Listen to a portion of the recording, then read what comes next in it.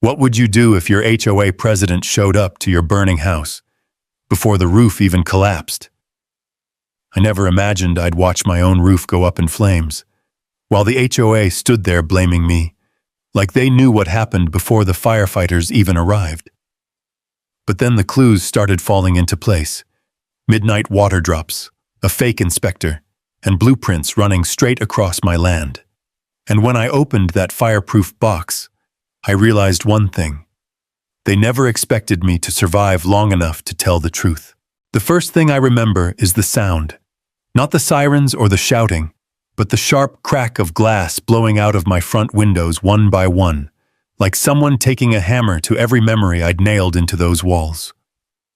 Then the heat hit, thick and wrong, even from where I stood at the mouth of the gravel drive, boots planted in dust that glowed orange in the reflection. My cabin on Ridgewater Hill was burning to the ground. Flames poured out of the roof like something alive, licking into the Montana sky. Smoke climbed above the pines, dragging sparks into the wind. Fire trucks crowded the slope, red and white lights pulsing off the trunks. Hoses snaked across the dirt, spraying water that turned to steam as soon as it touched the siding. The air tasted like burned resin and wet ash. "Mr. Cole?" The voice cut through the noise, too crisp for a night like this. I didn't turn right away. I watched a firefighter drag a line across my front steps, boots pounding the boards my wife and I had sanded and stained until they shone. Those boards were black now, edges curling. "Remy." I looked. Bethany Reed, president of the Ridgewater Lakefront Association, stood under the wash of the engine lights like she was stepping up to a podium. Bright coral jacket, hair pulled back into a knot, leather folio hugged to her side. Her phone glowed in her free hand. Of all the people on this ridge, she was the last one I wanted to see tonight. "Bethany," I said, my voice rough from smoke. "You here to help carry hoses?" She didn't even pretend to laugh. Her mouth pressed into that tight line I'd seen at too many HOA meetings. "I'm here because this affects the entire community," she said. "The flames are visible from the south cul-de-sac. We've had half a dozen calls already. And frankly, Remy, there are questions." Embers drifted around her. Ash swirled into the rosebed by my gate. "What kind of questions?" I asked. Bethany looked past me at the cabin. "About how this started. About why there were no proper fire breaks up here. About whether your modifications might have created a hazard." There it was. Something in my chest burned hotter than the flames chewing through my roof. "Hazard," I repeated. "This place has been here longer than half your subdivision. Nothing up there changed yesterday." She tilted her head. "We both know that's not accurate, Remy. You've been, how shall I put it, stubborn about complying with our lakefront safety standards. Unauthorized fencing, non-compliant vegetation along the ridge. That old generator, ma'am." Sheriff Marcus Hale stepped between us, boots crunching on gravel. Ash dusted the brim of his hat. "Now's not the time," he said. "Let the fire crews work." Bethany gave him a quick smile. "Of course, Sheriff. I'm only trying to ensure everyone's safety. If this was accidental, we need to know. And if it wasn't..." She let the thought hang there with the smoke. I'd seen the way she looked at my ridge, the old barn, the dam, the strip of rocky slope the developers couldn't touch because my deed said otherwise. She didn't just like order. She liked ownership. "You think I burned my own place down?" I asked. Her gaze snapped back to me. "I think it would be irresponsible not to consider all possibilities," she said. "The association has noted multiple violations on your property in the past year. Concerns about fuel storage, that pile of old lumber by the barn that's also on fire," I said. "Funny how that works." Something flickered behind her eyes. She tapped her folio. "Ridgewater's bylaws are very clear about combustible materials within 50 feet of any structure," I sent you 3 notices, Remy. You never responded. I had responded. Not to her, but to the county fire marshal, with inspection reports and photographs and my own stamped assessment. 20 years as a dam engineer teaches you how to quantify risk. They'd cleared me in writing. Bethany just hadn't liked their answer. A shout went up. "Roof's going!" The cabin gave a low groan. Flames burst higher, reflecting in Bethany's eyes. "This is exactly what we've been afraid of," she said, almost triumphant under the practiced concern. "One spark up here and the entire ridge is at risk. If this spreads down toward the lakefront properties—" "It isn't," I cut in. "Wind's taking it north. You can see that same as me." She ignored me, turning to Marcus. "Sheriff, the board will need a full investigation. We have liability to consider. If Mr. Cole's negligence caused this, the association will have no choice but to pursue legal action. Our residents are already asking whether their insurance rates will go up because of Bethany." Marcus's tone sharpened. "Not now. Fires don't just appear on cool nights with no lightning and no wind. I'd walked that property at dusk like I always do, checked the dam, listened to the creek spill into the holding pond, watched the lake catch the last light. Every gate latched, every pump reading normal. Too normal, in hindsight. I watched my front door collapse inward, sending up a curtain of sparks. Somewhere under that floor was a fireproof steel box bolted into the concrete, holding documents and drives I prayed were still intact. And scattered around the property, in places Bethany had called paranoid, were motion-triggered cameras. Bethany stepped closer, lowering her voice. "For what it's worth," she said, "I'm glad you weren't inside when it started. This could have been so much worse. For everyone." "For everyone," I echoed. She gave me one last long look, then turned and walked back toward the row of SUVs behind the engines. Her taillights washed over the old metal sign on my gatepost. "Cole Ranch, Escalate 1953. Marcus watched her go. "You all right, Remy?" "No," I said, "but I'm standing." He nodded. "State fire investigator will be up here at first light. We'll see what they can make of it." "They'll find what they're supposed to find," I murmured. Marcus frowned. "What's that supposed to mean?" I watched the way the fire moved along the siding. Not wild, not random. There were paths in it, patterns, energy going exactly where someone wanted it to go.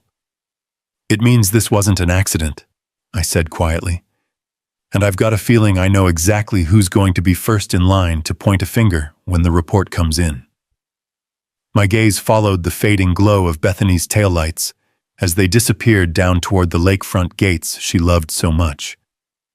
Behind me, my cabin cracked and crashed inward, sending up another wave of sparks into the night.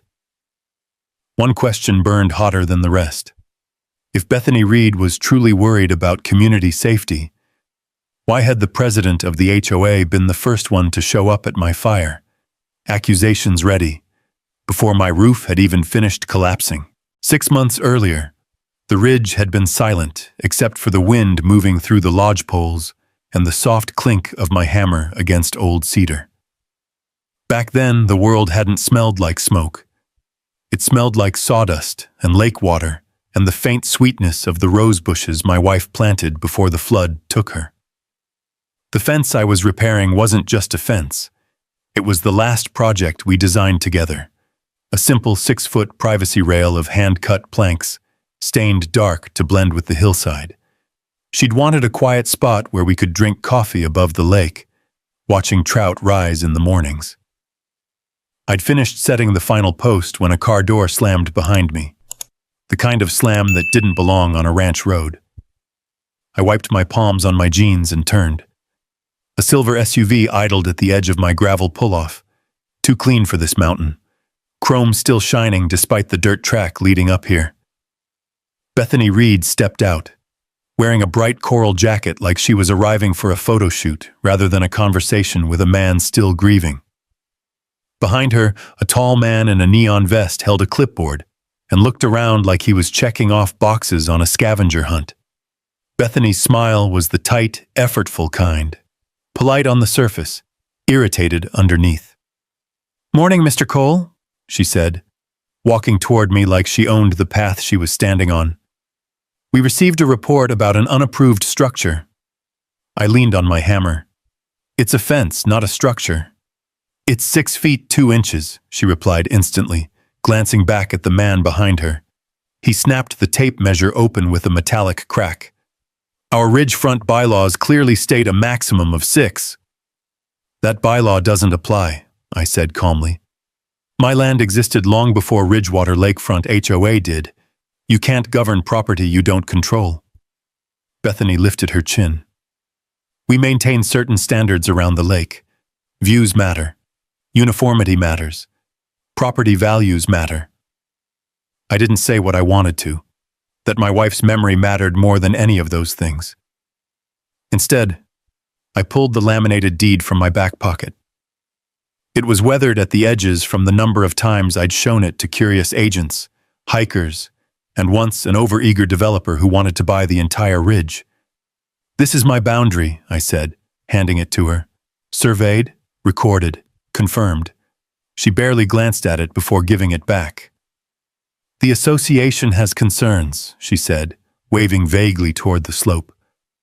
"Several of our residents have raised issues about your improvements." "You mean the fence my wife designed?" I asked. Something in her expression flickered. Annoyance, maybe, or impatience, but it passed quickly. "We simply want compliance, Remy. Everyone else on the lake agrees to follow the rules." I looked past her to the shimmering water. New houses had gone up along the shoreline in the past. Vacation homes, all glass rails and metal roofs, belonging to people who didn't stay long enough to see the seasons turn. They wanted my ridge because they couldn't build any higher than the waterline. "Funny," I said quietly. "My wife and I didn't remember signing anything about Ridgewater Lakefront when we bought this place." Bethany took a slow breath, the kind people take when they're reminding themselves to stay professional. "Perhaps you didn't look carefully enough," she said. "The association is expanding. We have long-term plans to elevate this community." The man with the clipboard stepped behind her. "Ma'am, should I mark it for removal?" "No," I said before she could speak. "You're on my land. That tape is coming down." Bethany held up a manicured hand. "You can't threaten HOA personnel." "I didn't threaten anyone," I replied. "I told him not to trespass." For a moment, the ridge went quiet.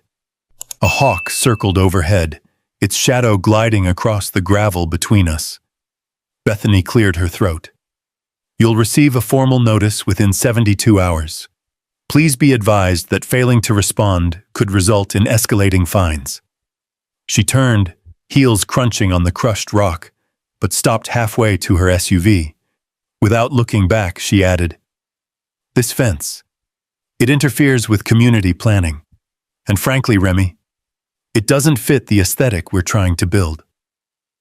Then she was gone, tires spinning dust into the morning sunlight. The man in the vest hesitated, glancing between me and the retreating SUV. "Sorry," he said quietly. "I just get paid to measure things." He left too. I stood alone beside the fence, hands resting on the rail my wife had traced with her fingers the week before the floodwaters rose. The wind moved through the cedars again, carrying the scent of the lake below. Something wasn't right. My deed was ironclad. The county had no problem with my fence, and yet Bethany had arrived with paperwork and a fake inspector, trying to intimidate me into tearing down the only thing I'd built since my world collapsed. I reached down, picked up the dropped tape measure, and noticed a stamp along the side. Ridgewater Lakefront Expansion Project. Lot Development Surveying. Expansion. They weren't interested in aesthetics. They were interested in land. My land. A cold feeling rippled down my spine. Bethany's words replayed in my head. Future community planning, elevating the community, interferes with expansion. They weren't trying to correct a violation. They were laying groundwork for something much bigger. And for the first time, I wondered, why would an HOA be drawing plans directly over a ridge they didn't own? The answer didn't come quickly. Not in words, anyway. It arrived a week later in the form of a thick, glossy envelope shoved so tightly into my mailbox that the metal flap bent at the corner. The Ridgewater Lakefront Association logo gleamed in silver ink at the top. Underneath, in bold letters, Notice of Community Non-Compliance. Inside were 3 separate violations. The first said my boat shed was unapproved. I didn't own a boat shed, just an old cedar lean-to that had been part of the ranch since the early 70s. The second claimed my livestock count exceeded ridgefront allowance. I had 4 cattle grazing that month. The ridgefront allowance, for the record, was 0, because it didn't apply to ridge properties outside HOA authority. The third one made my jaw tighten. Non-aesthetic rose garden. My wife's roses. The ones she planted at sunrise because she liked the way the first light hit the petals. I stood at the mailbox, the envelope trembling a little in my hand. The wind blew off the lake, cool and steady, carrying the sound of children laughing down by the new docks. Life was moving on for them. For me, it felt like the ridge was slowly tightening around my throat. By the 3rd week, the letters came daily. Illegal compost pile. Unsafe dam railing. Unauthorized vegetation line. Every morning I'd open the box and find another notice printed on heavy paper, all sharp corners and corporate fonts, like they were trying to bury me under expensive stationery. Each letter ended with the same line. Failure to respond may result in escalating fines and legal action. I didn't throw them away. I stacked them, neat as bricks, on the corner of my kitchen counter. I photographed every one.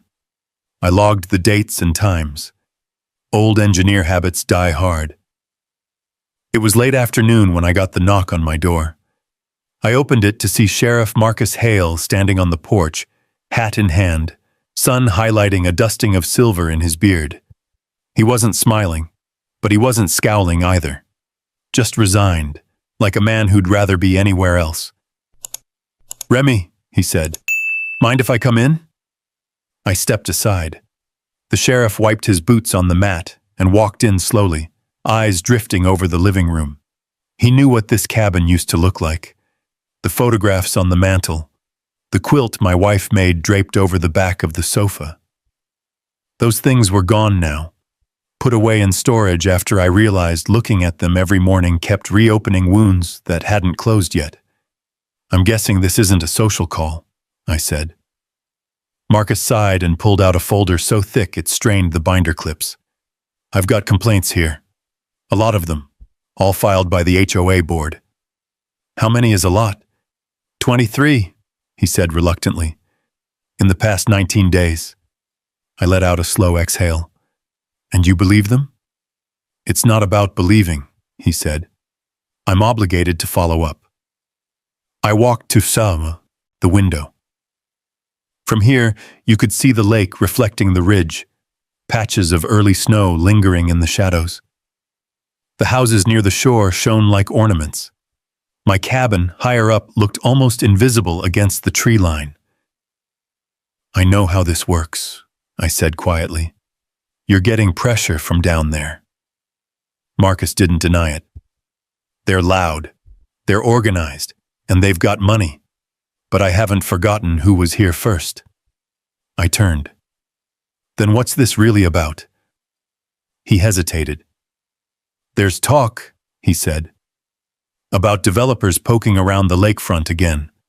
Folks on the HOA board have been asking the county about expansion, zoning changes, property availability." My pulse ticked up. "They think they can buy the ridge? Or condemn it," he said, "if they can make it look unsafe." The room went still. Outside, the breeze rattled the dry grasses. A bluebird landed on the fence just beyond the porch, feathers bright against the fading day. Life going on, unaware of the quiet threat tightening around the ridge. I rubbed the back of my neck. So this, I gestured toward the folder. This isn't about compliance. No, Marcus said. I don't think it is. We stood in silence for a moment. I could hear the distant hum of a pickup on the gravel road, then the faint laughter of hikers down near the creek. Finally, I said, "Tell me what you need from me." "Cooperation," Marcus said softly, "and patience. I'm not here to hurt you, but I've got to check off the boxes." "You do what you have to do," I said, "and I'll keep doing what I'm doing." "Which is?" I met his eyes. "Documenting everything." He nodded approvingly. "Smart man." As he left, I stepped onto the porch, watching his truck disappear into the curve of the road. The sun was sliding behind the ridge, streaking the sky with gold and pale pink.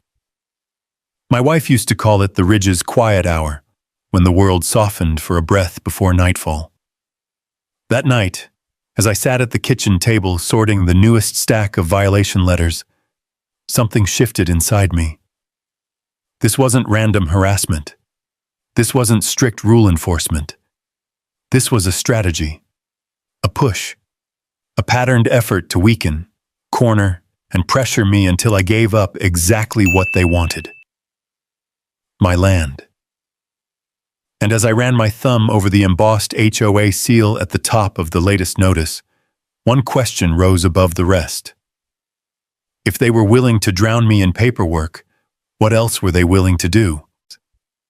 The answer came on a night when the sky felt too still, the kind of stillness that makes animals restless and ranch dogs pace the porch.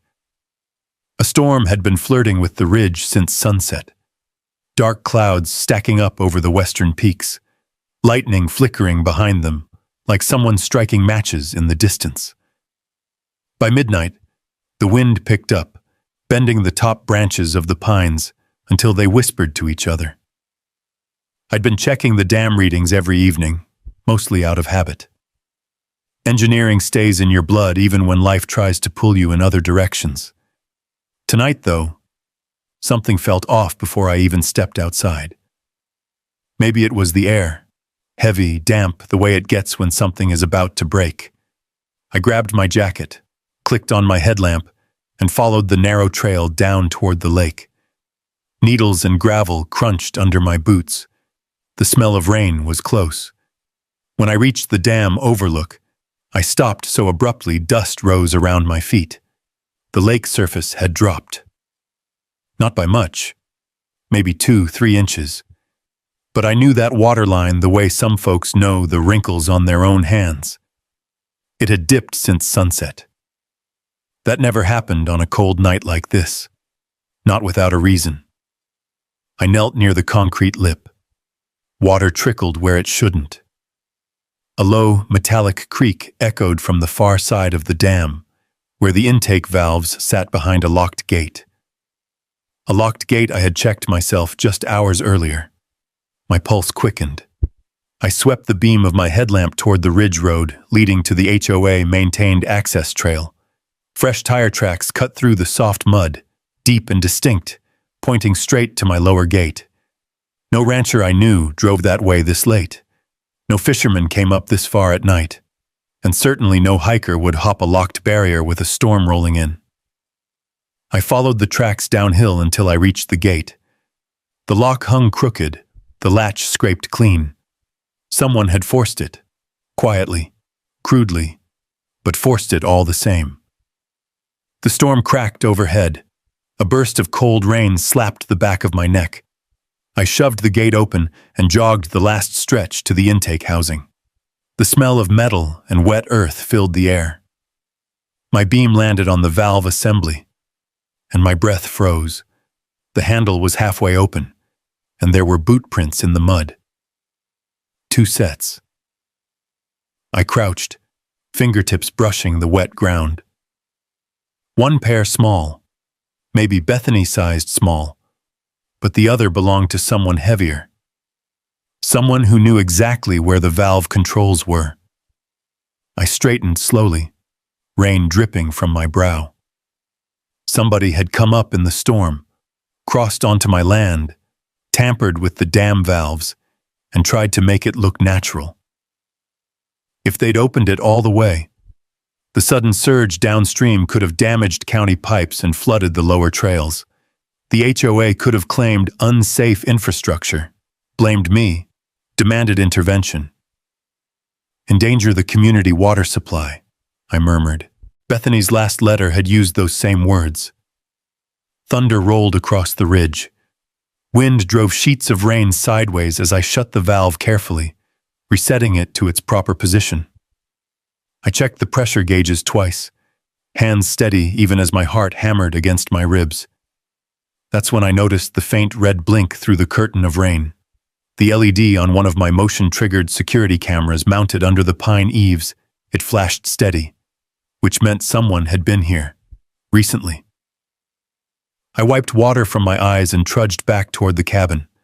By the time I reached the porch, the storm had shifted east, leaving only a hard drizzle tapping against the metal roof. Inside, the cabin felt too warm, too quiet. I peeled off my jacket, water pooling on the mat, and went straight to the small monitor on my desk. The camera files loaded with a soft click. At 11:42 p.m., two figures appeared in the infrared glow, walking down the private HOA road, slipping through the trees toward my gate. One held a flashlight pointed at the ground. The other carried a short metal bar. They moved like people who'd done this before. My jaw tightened. The footage wasn't high resolution, but the colors were distinct enough under the infrared scrub. The smaller figure wore a jacket with reflective piping, HOA maintenance gear. The larger one wore a vest with a stitched logo on the chest. Though the rain blurred some details, the shapes were unmistakable. Contractor uniforms. I leaned closer.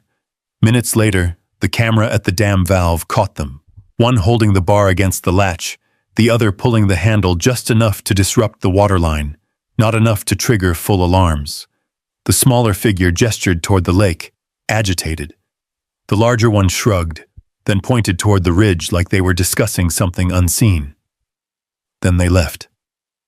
5 minutes after they disappeared into the trees, the footage cut off, the storm knocking the camera offline. I sat back in my chair, the hum of the monitor filling the silence. A sudden drop in the lake level, tire tracks from a private HOA road, broken gate, valve tampering, and then, at dawn, as I stood wiping the rain off my porch rail, an email arrived on my phone. Formal safety complaint. Water infrastructure. Hazard filed by Bethany Reed, timestamp, 4:17 a.m. I stared at the screen as the sky lightened behind the ridge, finally understanding the shape of the thing I was up against. This wasn't personal annoyance. This wasn't even greed. This was strategy, carefully crafted, quietly executed, perfectly timed, a setup, designed to paint me as a danger, designed to make my land look unfit, designed to push me off Ridgewater, one orchestrated accident at a time. The lake lay still below, the storm clouds pulling away to reveal a sliver of cold blue through the break. A solitary loon cried across the water, low and haunting. If they were willing to tamper with water infrastructure, what were they willing to do next? I didn't sleep that night. I sat at the kitchen table with the security footage paused on my laptop. The frozen silhouettes of those two figures crouched near the valve controls. Rain tapped the metal roof until dawn, each drop sounding like a clock counting down to whatever came next. By morning, my coffee had gone cold twice. I stepped outside when the first light stretched across the ridge, casting a pale glow on the old dirt road leading to the highway. The air smelled like wet pine and damp earth, normally a comforting scent out here, but today it clung to me like a warning. I needed answers, and not the kind the HOA memos pretended to offer. I made my way down the ridge toward Walt Henderson's cabin, the old log place with the tin chimney and the wooden wind chime that clacked together like bones in the breeze. Walt had lived on this land longer than anyone, back when there were only 3 houses around the lake and no one had ever heard of a homeowners association. He was already on his porch when I arrived, pipe smoke curling into the crisp air. His old dog, Jasper, raised his head but didn't bother to get up. "Mornin'," Walt said. "You look like you fought the storm barehanded." "Close enough," I answered. "Got time?" He nodded slowly, tapping his pipe against the rail. "Always." I told him everything. The lowered water line, the broken gate, the security footage of the 2 figures at the valve, the safety complaint Bethany filed just hours later. Walt didn't interrupt once.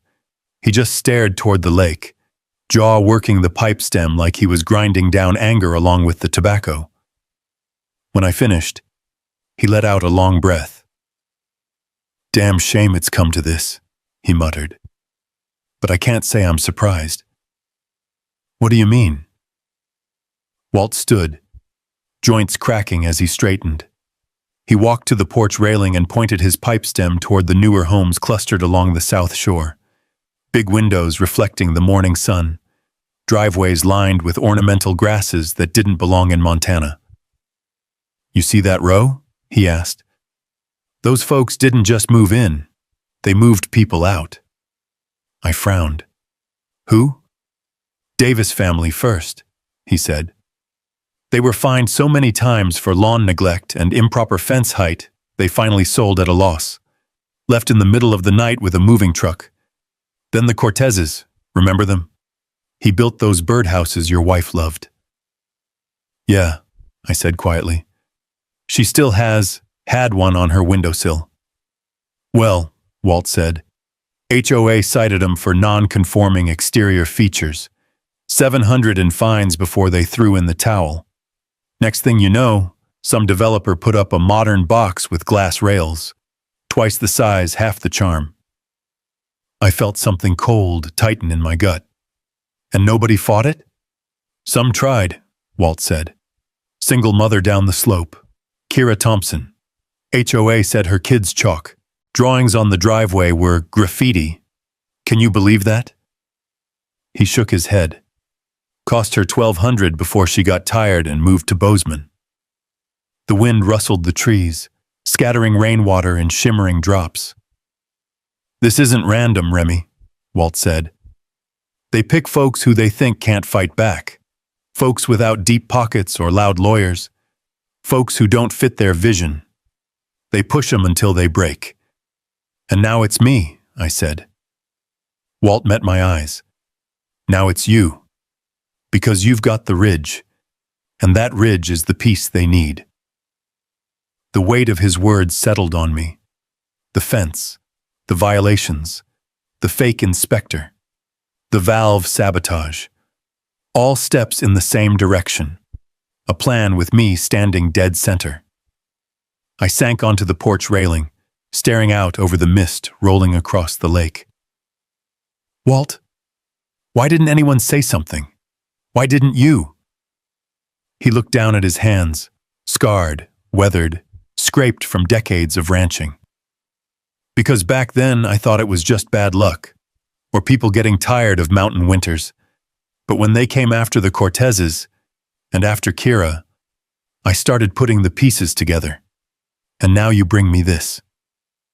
The wind chimes clattered softly above us. Walt cleared his throat. "Listen. You're a good man, Remy. Your wife, God rest her, always said so. You've been quiet since she passed, but I know you've still got fight in you, and you'll need it." He walked to an old metal cabinet beside his porch and pulled out a thick envelope. Inside were printed screenshots, copies of emails, old violation letters from neighbors, all saved like someone assembling a secret archive. "I've been collecting these," he said, "just in case." I flipped through the pages. Patterns emerged instantly, similar wording and fines, repeated phrases, timestamps that correlated too neatly to board meetings. "They're methodical," I whispered. "Organized," Walt corrected. "And patient. But patience runs both ways." I tucked the envelope under my arm. "Thank you." "Don't thank me yet," Walt said. "You're on their radar now. They won't like you asking questions." As if on cue, a truck rumbled up the road, white, with the HOA logo stamped on the side door. It stopped at the edge of Walt's driveway. A man in a reflective vest stepped out, holding a clipboard. "Morning," he called. "Routine check on community resources." Walt leaned in close. "Routine, my foot," he muttered. "They've never once done a routine check up here in 40 years. The man spotted me and stiffened slightly. "Oh, Mr. Cole. Didn't expect to see you." I glanced at the clipboard. Same type as the man from the fence inspection. Same reflective streak on the vest. My pulse kicked up. They were watching. Every move. Even here. Even now. As the truck drove off, Walt spat into the gravel. "Vultures," he grunted, "circling and circling." I clutched the envelope tighter, the paper edges biting into my palm. The harassment wasn't just beginning. It was escalating. And somewhere deep inside the HOA office, someone was pulling strings. Quiet, deliberate, relentless.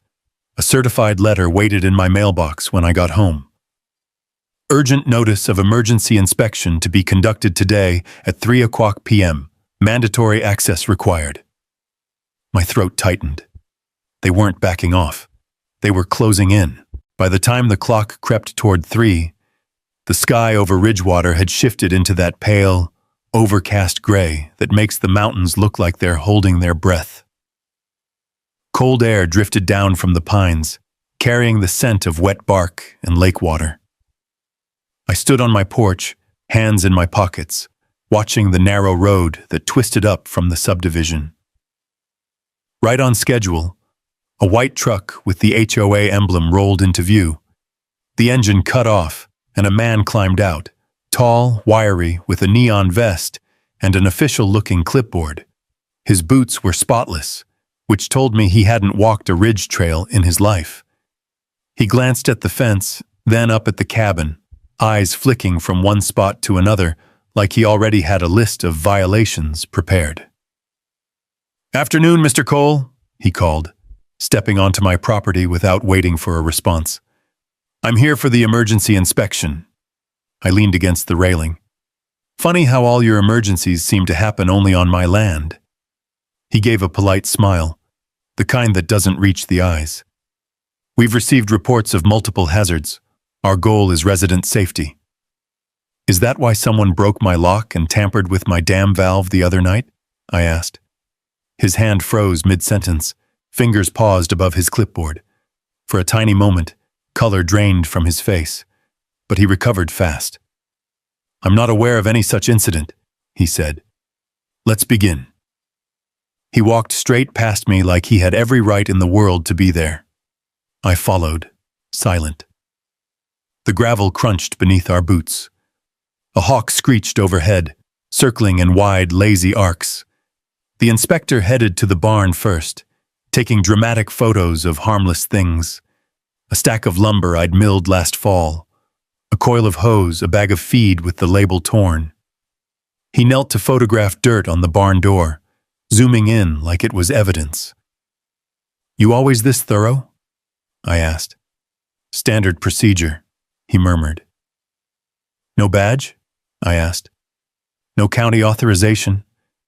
He straightened. "HOA inspections don't require those." "On HOA land," I corrected.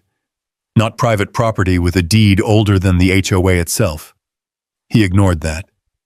Next, he made a beeline toward the lake pumps, walking faster now, like a man who already knew exactly what to film.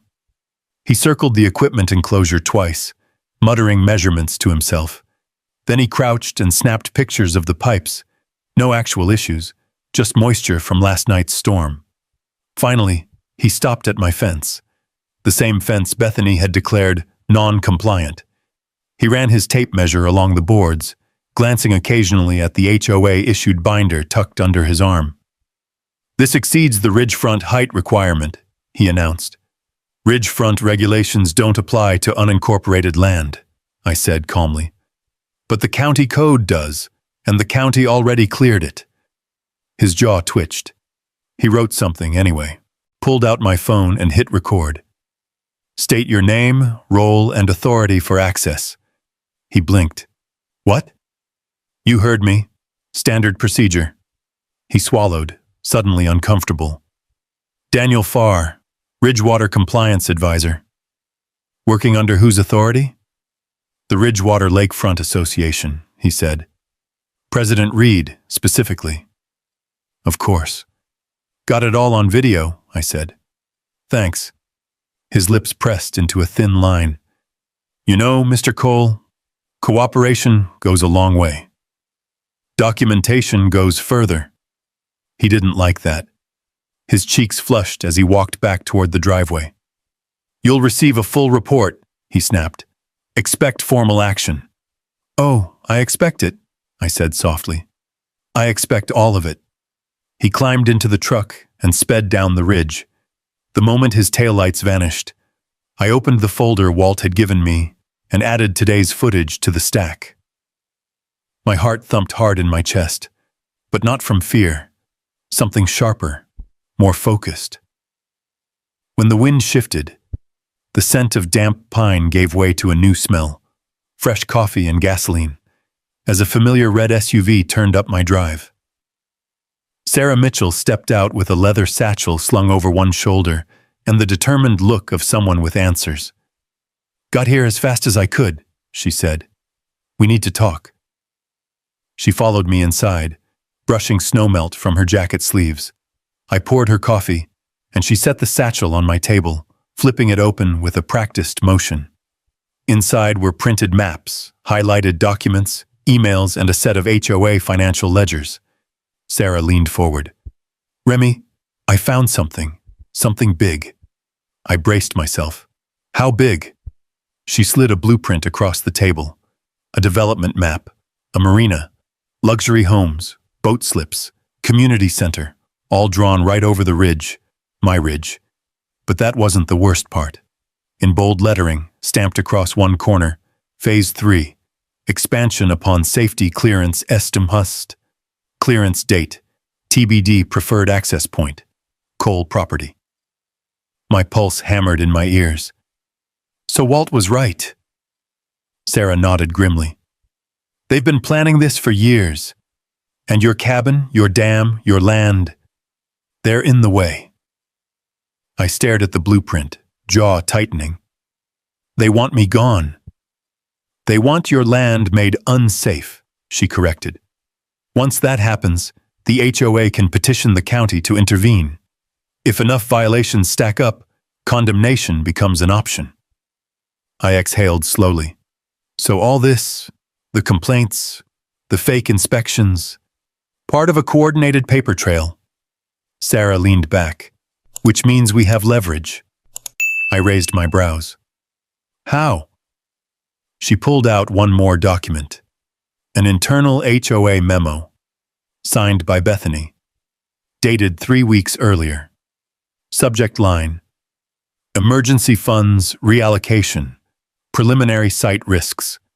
And then, beneath it, a line written in Bethany's own neat cursive. "If Cole's Ridge cannot pass safety, review, we proceed with planned acquisition." I sat there, the cabin silent around us, except for the soft creak of wood settling as the storm clouds fully broke apart above the mountain. Sarah watched my face. "You ready for the bad part?"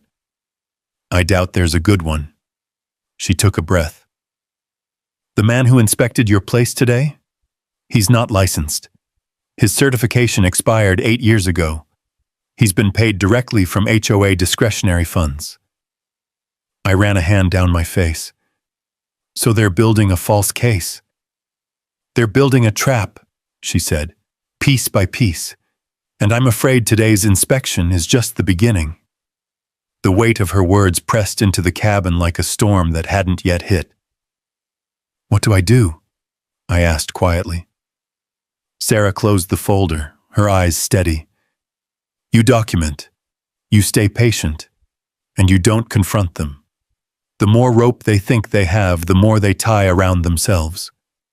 Outside, the lake glimmered beneath the thinning clouds. The ridge was quiet. Too quiet. And for the first time since this started, I understood exactly what kind of game Bethany Reed was playing. The kind that didn't stop at letters. The kind that didn't stop at sabotage. The kind that only ended when the last piece of land was taken, or when someone pushed back. 2 days after the fake inspection, the ridge settled into a deceptive calm. The sky cleared to a cold, bright blue that made the lake sparkle like a sheet of hammered steel. Most folks in Ridgewater would have called it a perfect fall morning. For me, it felt like the quiet just before a dynamite charge goes off in a mine shaft. Sarah arrived early, boots crunching over frost as she crossed my porch with the same leather satchel she'd brought before. Her breath clouded in the air, and her eyes told me she'd been up late. I found more, she said, without even waiting for coffee. A lot more. I stepped back to let her in. The stove hummed softly, warming the cabin. She laid the satchel on the table and pulled out a roll of documents secured with a red rubber band. When she unfurled them, the paper crackled like brittle leaves. At first I thought they were just zoning maps, but the more I looked, the more the details sharpened. Paths, grids, parcel splits, elevation notes, utility lines. These are development plans, I murmured. Sarah nodded. Not proposals, plans. The largest sheet showed the lake centered like a jewel, with new roads branching like veins from the shoreline. I traced the southern edge with my finger, past the luxury homes and down toward the slopes. Then my finger hit the ridge, my ridge, and stopped. There, stamped in blue, were 4 words that made my stomach drop. Phase 3, Marina Expansion, directly over my cabin. What is this? I asked, barely keeping my voice level. Blueprints obtained from a planning consultant, Sarah said. A consultant hired by the HOA board under their community improvement budget. I leaned closer. The expansion area wasn't small. It swallowed my land whole, from the fence line down to the dam spillway, and all the way across the ridge where my cattle sometimes grazed. They can't do this, I whispered. Not legally, Sarah agreed, but they're not planning to do it legally. The paper rustled as she pulled out another sheet. This one a copy of an internal HOA email chain. The headers read like a slow-burning fuse. From Be Read to HOA Board subject, Ridgewater Future Vision Initiative. Lines of text marched down the page. Coles Ridge remains a critical barrier. Unsafe structures may justify intervention. We must document hazards before expansion contracts proceed. I felt heat rise in my chest. Expansion contracts. Sarah tapped the page. Already drafted with a private developer out of Spokane. The HOA is planning to sell access rights to your ridge once they clear it through a safety action. I sank into a chair. The wooden seat creaked under my weight. There was still more. Sarah took out a final document, a thin, printed insurance form with Bethany's signature at the bottom. A chill crawled up my spine long before Sarah explained it. That, she said quietly, is Bethany's preliminary claim for fire damage, filed with her insurance provider 2 weeks ago. I blinked. 2 weeks ago? She nodded. Yes. It cites potential damage from a projected fire event originating near the ridge, specifically from your property. For a moment, I couldn't speak. The cabin seemed to tilt slightly, like the ground wasn't steady anymore. Through the window, sunlight glinted off the lake. Too bright, too sharp. They predicted a fire, I said slowly. Or planned one, Sarah replied. I stood, moving to the window. The ridge stretched below like a living map, pines swaying gently, the creek snaking toward the lake, my fence casting a long shadow on the morning frost. And somewhere down there, buried in mud and pine needles, were the prints of the two people who had tampered with the dam valves just nights before. The puzzle pieces clicked together with a sickening clarity. The letters, the fake inspector, the sabotage, the safety complaint, the development plans hovering like vultures over my deed. And now, an insurance claim filed before anything had happened. They weren't waiting for a fire. They were counting on one. I turned back to Sarah. Why me? Why my land? Why all this? She folded her hands on the table. Because your ridge is the last piece. Without it, the marina expansion dies. The developer walks, and the HOA loses the biggest financial deal they've ever courted. The air felt colder. So they decided to force me off my own property. She nodded. Safest way for them is to make it look like you're the hazard. Enough violations, enough emergencies, enough accusations, and they can claim it's a community risk. And if a fire did happen, I said, they'd say it proved their point, Sarah finished. For a long moment, the only sound in the cabin was the ticking of the stove, expanding with the heat. I forced myself to breathe, slowly, in and out. Finally, I said, we need to stop them. Sarah leaned back, offering the smallest of smiles. Already on it. I've filed public record requests for all HOA budgets from the past 5 years. There are discrepancies, payments that don't match their meeting logs. Someone's been funneling money. Fraud, I murmured. Potentially, she said. But it's early. What we do know, she tapped the blueprints, the emails, the insurance form, is that these people aren't just overreaching, they're orchestrating. I walked to the old metal cabinet beside the fireplace and pulled out my security backup drives, the ones my wife insisted we install after a trespassing incident years back. I set them beside the growing stack of evidence on the table. I want to set a trap, I said quietly. Sarah raised a brow. What kind of trap? The kind where they think I'm not paying attention, I said. The kind where they show their hand. The kind they walk into all but themselves. She studied me for a moment, then nodded. All right, but whatever you're thinking, remember, you need to stay within the law. Let them be the ones who cross the line.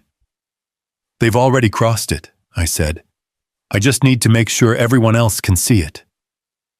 Outside, a truck engine growled somewhere down the ridge, too far to make out, but close enough to remind me I wasn't alone out here. Not anymore. I closed the blueprint, pressing the pages flat with both hands. They want a fire, I murmured. They want a story that makes me the villain. Sarah met my gaze. Then give them the story they don't expect. I nodded slowly. A storm was building again. Not in the sky this time. In me. By the night my cabin burned, that storm had grown into something steady and cold, like the pressure behind a dam right before the spillways open. I didn't know exactly when the fire started. I only knew that the smell of smoke reached me before the first siren, drifting up the ridge in thin, bitter threads that didn't belong to any wood stove or brush pile. When I stepped out onto the porch, the world was glowing orange. Flames leapt from the cabin roof like wild creatures freed from a cage. Sparks swirled into the wind, carried toward the treetops in bright, frantic spirals. I ran, boots pounding the hard-packed dirt, heart slamming in my chest. Heat washed over me, too fierce, too sudden. Fire like that didn't come from a faulty wire or a forgotten ember. It came from intention. By the time the fire crews arrived, the cabin was already collapsing in on itself.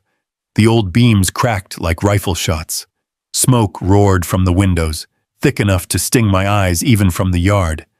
I stood there, helpless, feeling 40 years of history, mine and my wife's, curl into blackened scraps.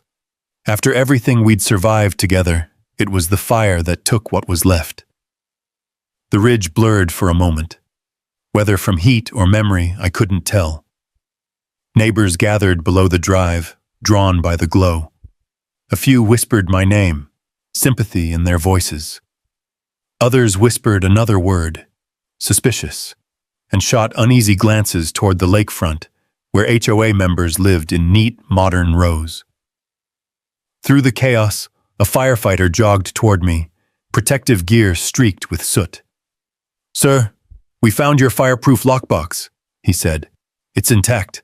We pulled it from under a collapsed beam." My breath caught. The lockbox. The one installed before my wife passed. The one holding my documents, my footage, my proof. He handed it over, metal still warm. I took it carefully. "Thank you." He nodded once, then turned back toward the blaze. With shaking hands, I carried the box away from the heat, down to the old workbench by the shed. The firefighters were shouting orders behind me, hoses hissing, embers popping. I tuned it all out. The lock clicked open. Inside lay two things that mattered more than anything else on that ridge: a folder of my special deed copies and my micro SD backup drives. I exhaled slowly, chest tight. If anything could expose what had been done to me, it was inside those drives. I slid one into my laptop and waited as the screen flickered to life. Footage loaded. Static at first. Then motion. At 1:08 a.m., two figures emerged at the bottom edge of the ridge, moving with calculated precision. They carried something between them, a container I recognized instantly, a fuel canister, the industrial kind often used for equipment. My stomach dropped. They didn't approach the cabin right away. Instead, they walked to the barn, pouring thin lines along the base. Then they did the same along the generator shed. Finally, they approached the cabin itself, circling it with a steady, practiced rhythm. I recognized the smaller figure's posture, the stiff, narrow stance, the sharp way she pointed toward the railings like a manager directing her staff. Bethany. Even through grainy infrared, I'd know that silhouette anywhere. A burst of rage pricked the back of my eyes, but I forced myself to stay still, to keep watching. The larger figure crouched near the generator, hooking something metallic to the side. When he stepped back, I saw the faint glint of a propane trigger rig, designed to ignite the moment the generator flipped on during a voltage dip. Intentional. Engineered. Calculated. Bethany stepped back to admire their work.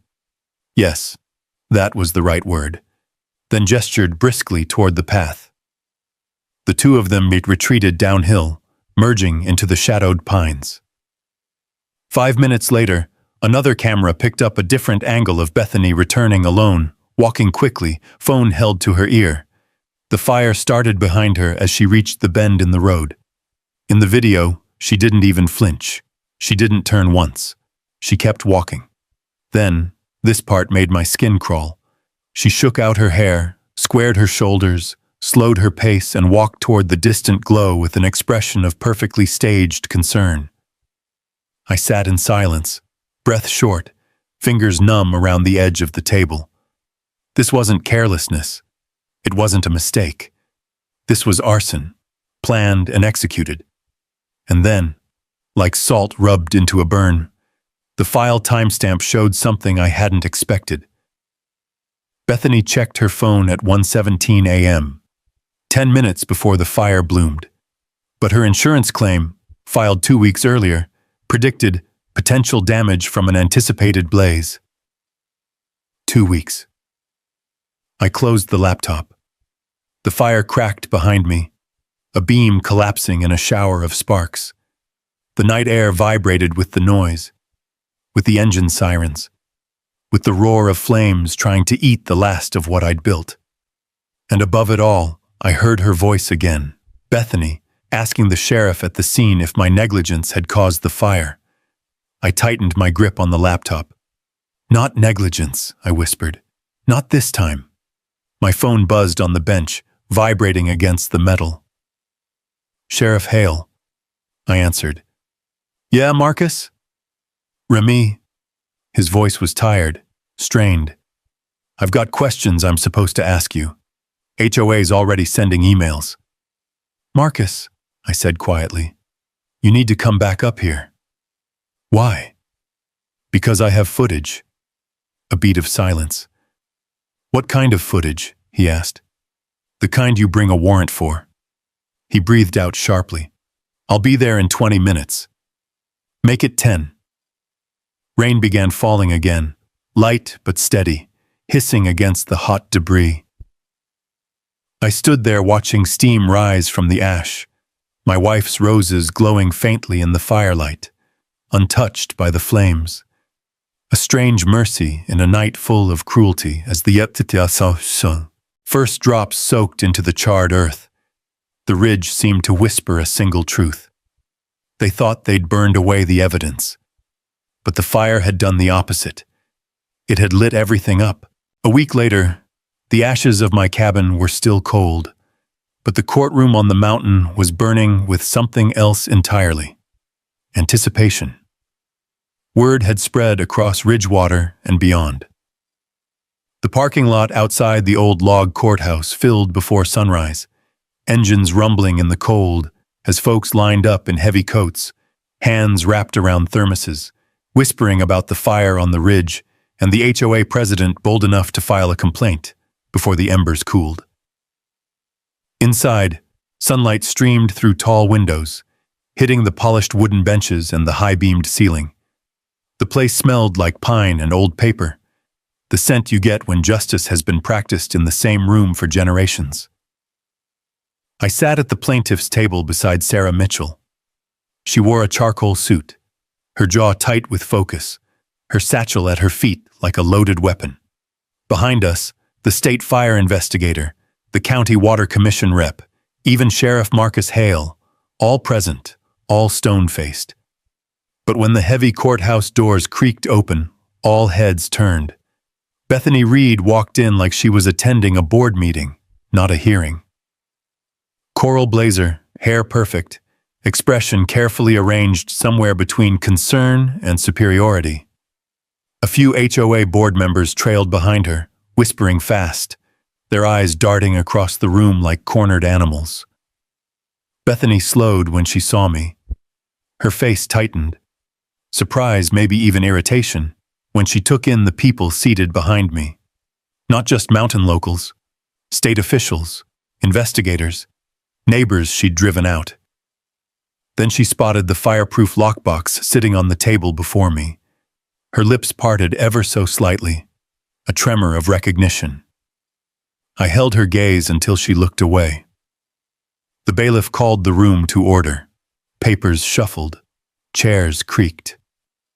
Then Judge Rowena Clark entered, the kind of judge who didn't need a gavel to command silence. Her eyes swept the room sharp as winter wind. "We're here," she said, "to review the circumstances surrounding the fire at the Cole property and the subsequent claims and complaints submitted by the Ridgewater Lakefront Association." Bethany's attorney, a nervous man with sweaty hands, stood first. "Your Honor," he began, "my client is here voluntarily. She is concerned for community safety." Sarah rose before he could finish. "Your Honor, the plaintiff is prepared to present evidence that the HOA's concern began only when it served their financial interest." The judge nodded. "Show me." Sarah didn't waste time. She stepped forward, projector remote in hand, and with a soft click, the first footage appeared on the courtroom screen. The grainy but unmistakable infrared image of two figures approaching my dam valve. A murmur rippled through the room. Sheriff Hale shifted in his seat. Bethany's fingers curled around the edge of her folio. Sarah narrated calmly. "This was recorded 3 nights prior to the fire. These Individuals accessed Mr. Cole's private property without permission and tampered with municipal-connected water infrastructure. Mr. Cole's gate was damaged. The intake valve was partially opened, which lowered the lake level. The judge's brow furrowed. Is that confirmed? Confirmed by both the County Water Commission and state hydrology reports, Sarah replied. And it directly contradicts the safety complaint filed by Ms. Reed only hours later. Sarah clicked again. The next video played. The propane trigger rig, the accelerant lines around the barn, the figures moving in the dark. And finally, Bethany's unmistakable silhouette walking toward the ridge road, head turned away from the glow beginning behind her.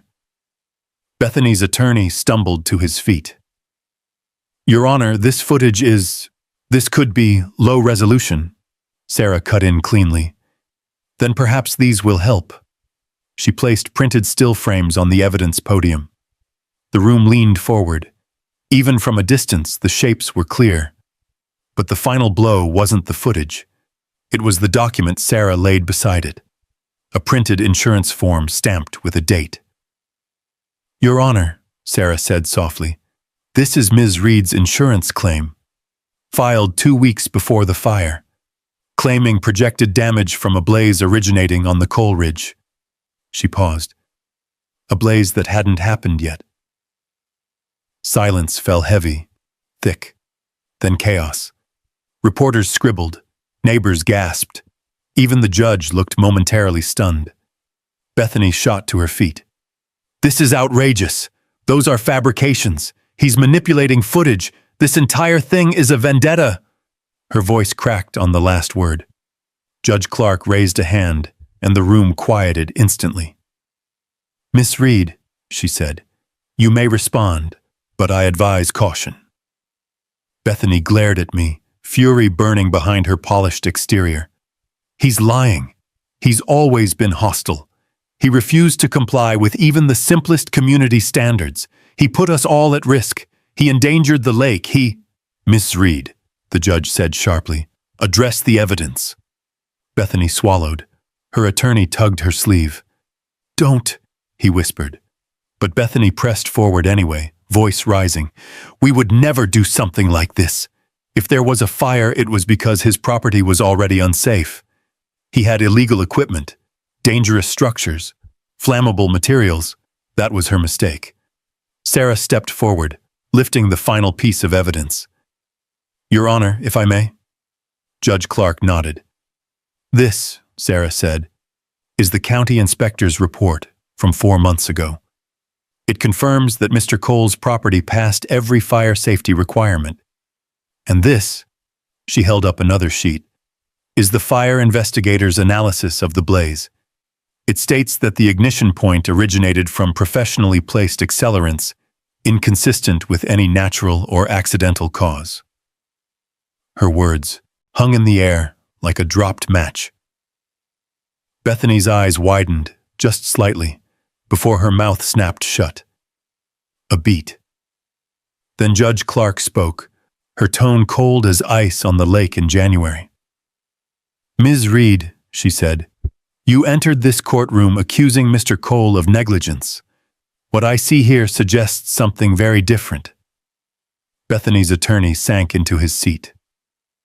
Based on this evidence, the judge continued, I am authorizing a full criminal investigation into the actions of the Ridgewater Lakefront Association, including, but not limited to, insurance fraud, trespassing, tampering with public water infrastructure, and willful property destruction. Gasps spread through the room. And until further notice, Judge Clark added, hammering the words like nails, all HOA enforcement powers related to Mr. Cole's property are suspended. Bethany's face drained of color. The judge turned her gaze toward her.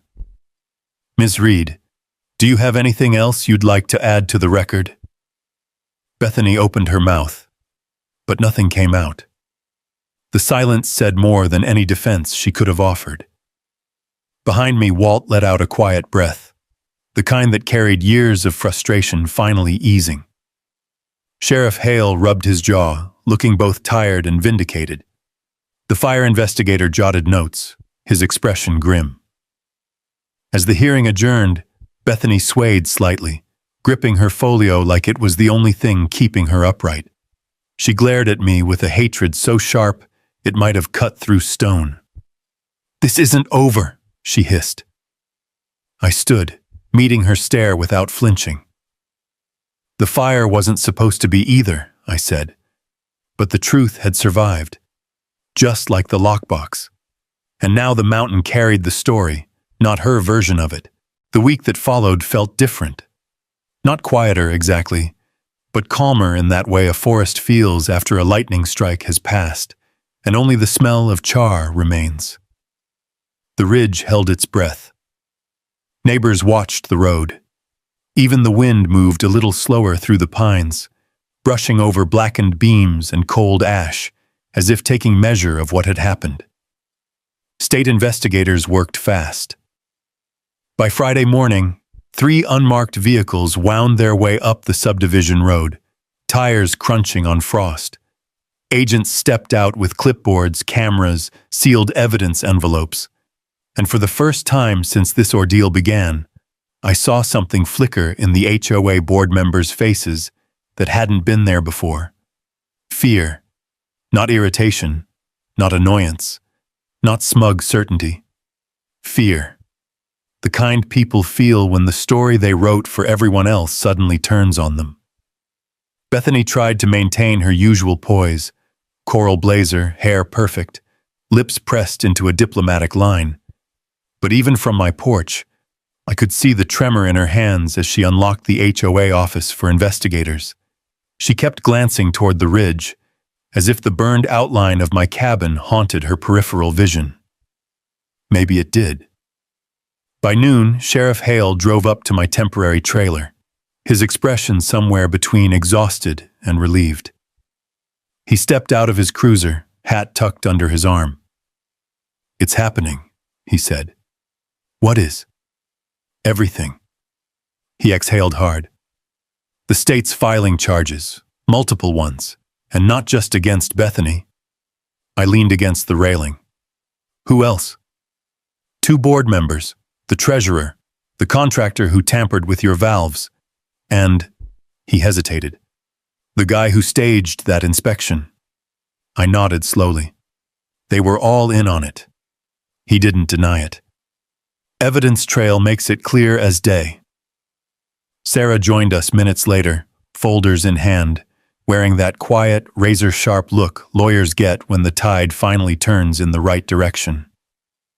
"The state is moving quickly," she said. "Arson, infrastructure tampering, property destruction, insurance fraud, conspiracy. It's going to be a long list." "And Ridgewater?" I asked. "The HOA will be suspended under emergency supervision," she replied.